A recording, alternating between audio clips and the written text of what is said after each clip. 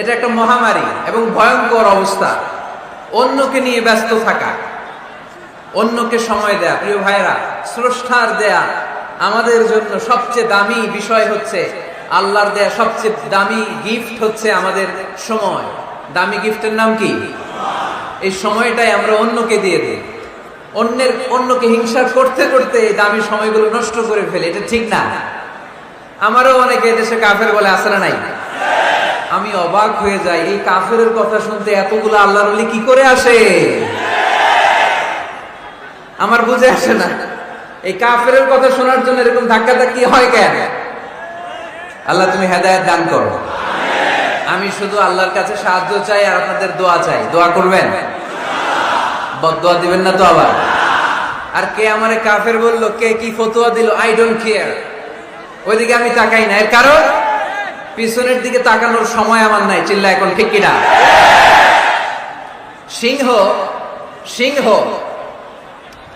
একটা সিংহ ঘন্টায় ছুটতে পারে 90 কিলোমিটার বেগে। কত কিলোমিটার? একটা হরিণ ঘন্টায় ছুটতে পারে 100 কিলোমিটার বেগে। তাহলে কে জোরে ছুটে? জোরে বলতে হবে। সিংহ কত কিলোমিটার? হরিণ।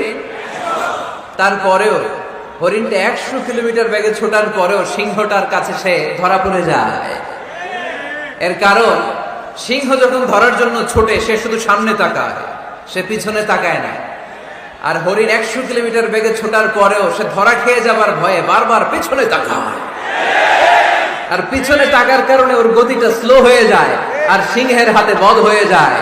পিছনে তাকাবার সময় আমাদের নাই। চিল্লায় বলো ঠিক কিনা? আমরা অহংকার শিখি নাই, আমরা হিংসা শিখি নাই। আমাদের বুকে আছে বুক ভরা ভালোবাসা। আমি বিএনপি বুঝি না, আওয়ামী লীগ বুঝি না, জাতীয় পার্টি বুঝি না, জামাত ইসলাম বুঝি না, তাবলীগ বুঝি না, পীরের মুরিদ বুঝি না। যারাই পড়েছে লা ইলাহা ইল্লাল্লাহ, তার জন্য আমাদের হৃদয়ে জায়গা আছে না নাই? মুসলমান কেন, হিন্দুদের জন্য আমাদের বুকে জায়গা আছে না নাই? হিন্দু ভাই যদি বলে আমি পড়বো আশহাদু আল্লা ইলাহা ইল্লাল্লাহ ওয়া আশহাদু আন্না মুহাম্মাদ রাসূলুল্লাহ, তার জন্য আমাদের দরজা খোলা আছে না নাই? This is the beauty of Islam. এটা ইসলামের সৌন্দর্য। এটা অনেকে বুঝতে চায় না। আল্লাহ আমাদেরকে সহি সমঝ দান করুক। আমরা পড়ি আমিন। তো আমরা নিজের পায়ে দাঁড়াতে চাই। কার পায়ে? আমরা স্বাবলম্বী হতে চাই। কি হতে চাই? কাজ করার অনেক সুযোগ আছে। Just you have to generate new ideas, priceless ideas. You have to generate this. আপনাকে নতুন নতুন